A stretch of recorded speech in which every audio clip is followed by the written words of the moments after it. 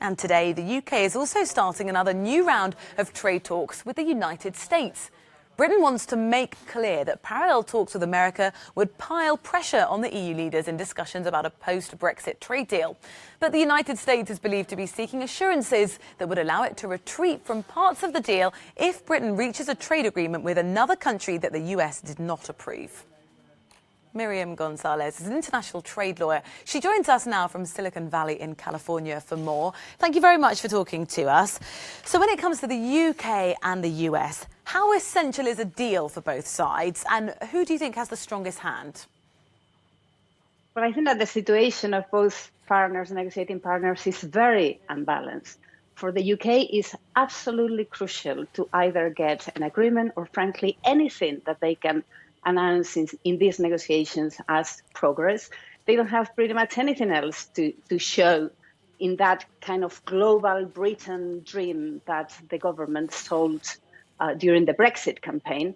For the US, however, this is not a very big deal. They already have a positive trade balance with the UK.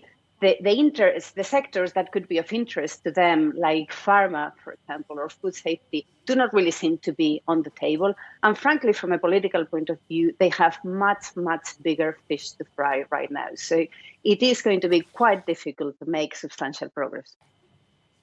There's an awful lot of other things going on that are going to impact this, not only a pandemic, but some of the protests that we've seen, not just only across America, but in the UK, also the presidential election.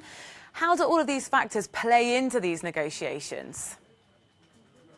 Well, I think that in the US, what is happening now is that the only thing that really gets traction with the government is anything that can be seen as useful for President Trump in the run-up to the elections. And from that point of view, really, there is not much to play for in that trade negotiations with the UK. Frankly, even if there was an agreement, I think that could make, an afternoon of news, something like that, but it would barely register with public opinion, among others, because the UK has already withdrawn a lot from the international scene. If we look at what has happened during the coronavirus crisis, for example, how different it is, the situation now and the engagement of the UK to what happened with Prime Minister Blair, for example.